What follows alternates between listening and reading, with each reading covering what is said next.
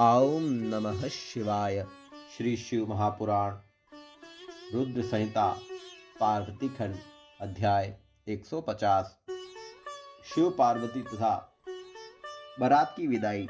भगवान शिव का समस्त देवताओं को विदा करके कैलाश पर रहना और शिव विवाहाख्यान के श्रवण की महिमा। ब्रह्मा जी बोले, हे नारद, इस प्रकार ब्रह्मा जी ने देवी पार्वती को पातिव्रत्य धर्म का उपदेश करके मैना को बुलाकर कहा, अब इनकी यात्रा की तैयारी कीजिए। मैना ने भी तथास्तु कहा और प्रेम से विभोर हो गई। तदंतर धैर्य धारण कर काली को बुलाकर उसके विरह से व्याकुल हो उठी। उस समय वे मैना पार्वती को बारंबार गले लगाकर ऊंचे स्वर में रोने लगी और पार्वती भी दीन वचन कहती हुई ऊंचे स्वरों से रोने लगी। शोक व्यथित हो शैलप्रिय मैना और पार्वती मूर्छित सी हो गई। पार्वती के रोने से शब्द से उन सभी देवपत्नियां भी अपनी सुध बुध खो बैठी। उस समय सभी देव स्त्रियां रोने लगी और अचेत हो गई। विदा होते हुए स्वयं योगेश्वर भी रो पड़े। तब दूसरों की क्या बात। इसी समय बड़ी शीघ्रता के साथ हिमालय भी अपने सभी पुत्रों, मंत्रियों तथा अन्य ब्राह्मणों के साथ वहां पहुंचे। उस समय हिमालय भी पार्वती को गोद में लेकर मोहवश रोने लगे।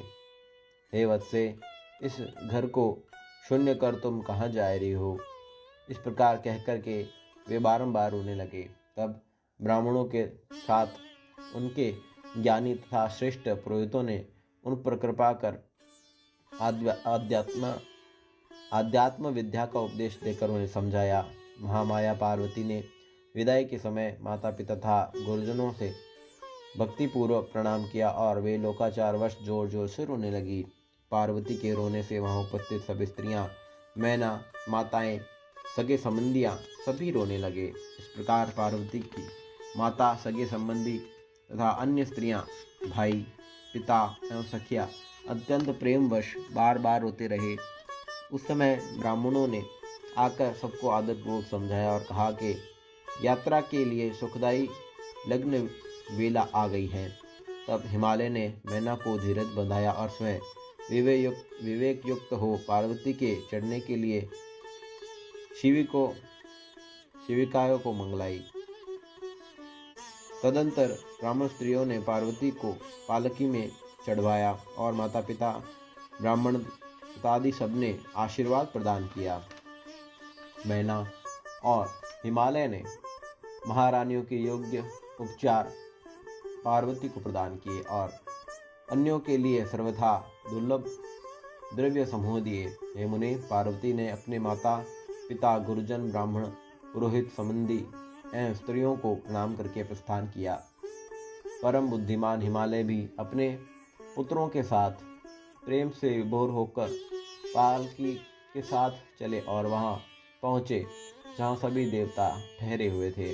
तत्पश्चात सभी लोगों ने भक्ति से सदाशिव को प्रणाम किया और प्रशंसा करते हुए अपने नगर को चले गए। तब पार्वती के कैलाश पहुंचते ही सभी लोगों ने बहुत बड़ा उत्सव किया।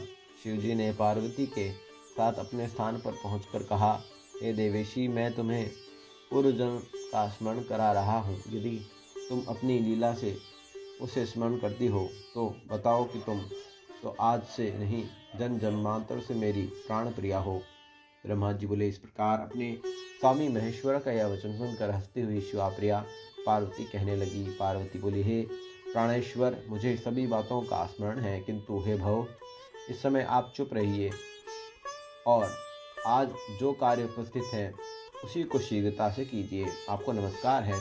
ब्रह्मा जी बोले, इस प्रकार प्रिया पार्वती के सैकड़ों सुधा धाराओं के समान वचनों को सुनकर विश्वेश्वर प्रसन्न हो गए और लोकाचार में संलग्न हो गए। शिवजी ने अनेक प्रकार की भोजन सामग्री एकत्रित कर नारायण आदि सभी देवगणों को नानाविध मनोहर भोज्य वस्तुओं का भोजन कराया। उन्होंने अपने विवाह में आए हुए सभी लोगों को यथा योग्य विधि युक्त उत्तम रस से संपन्न भोजन करवाया। तब भोजन करके नाना रत्नों से भूषित सभी देवताओं ने अपनी स्त्रियों तथा गणों के साथ चंद्रशेखर को प्रणाम किया। तदंतर उन्होंने प्रिय वचनों द्वारा प्रसन्नतापूर्वक शिव जी की स्तुति करते हुए उनकी परिक्रमा की तथा विवाह की प्रशंसा करते हुए वे सभी अपने अपने स्थान को चले गए। हे मुने, शिव जी ने मुझे तथा विष्णु जी को इस प्रकार प्रणाम किया जैसे लोकाचार में विष्णु जी कश्यप को प्रणाम करते हैं। मैंने उन्हें गले लगाकर उनका आशीर्वाद दिया। फिर शंकर को परब्रह्म जानकर उनके आगे खड़े होकर मैंने उनकी स्तुति की। इसके पश्चात मैं तथा विष्णु शिवा एवं शिव जी को हाथ जोड़कर प्रणाम कर विवाह की प्रशंसा करते हुए अपने अपने स्थान को चले गए। इधर शिव जी भी पार्वती के साथ आनंद विहार करते हुए अपने निवास भूत कैलाश में रहने लगे और उनके सभी गण आनंद पूर्वक प्रेम से शिव जी की आराधना करने लगे। हे तात, इस प्रकार मैंने शिवा एवं शिव के विवाह का आपसे वर्णन किया। यह विवाह परम मंगलदायक, शोकनाशक, आनंददायक तथा धन एवं आयु की वृद्धि करने वाला है। जो पवित्र होकर शिव जी में मन लगाकर नित्य इस विवाह चरित्र को नियम पूर्वक सुनता है अथवा दूसरों को सुनाता है, वह अवश्य ही शिवलोक को प्राप्त कर लेता है। मेरा कहा हुआ यह आख्यान अद्भुत मंगल का धाम, सभी विघ्नों का नाशक करने वाला, समस्त व्याधियों को दूर करने वाला, यश देने वाला, स्वर्ग देने वाला, आयु प्रदान करने वाला, पुत्र पौत्रों को बढ़ाने वाला, सभी कामनाओं को सिद्ध करने वाला, भोग और मोक्ष देने वाला, अपमृत्यु को दूर करने वाला, महाशांति प्रदान करने वाला, कल्याणकारक, समस्त दुख स्वप्नों को शांत करने वाला और बुद्धि ज्ञान आदि की वृद्धि करने वाला है। अपने शुभ की इच्छा रखने वाले लोगों को सभी कल्याणकारक उत्सवों में प्रयत्नपूर्वक प्रेम के साथ शिव को संतुष्ट करने वाले इस आख्यान का पाठ करना चाहिए। विशेष रूप से देवता आदि की प्रतिष्ठा के समय और शिव के सभी कार्यों के प्रारंभ में प्रेम से इस आख्यान का पाठ करना चाहिए।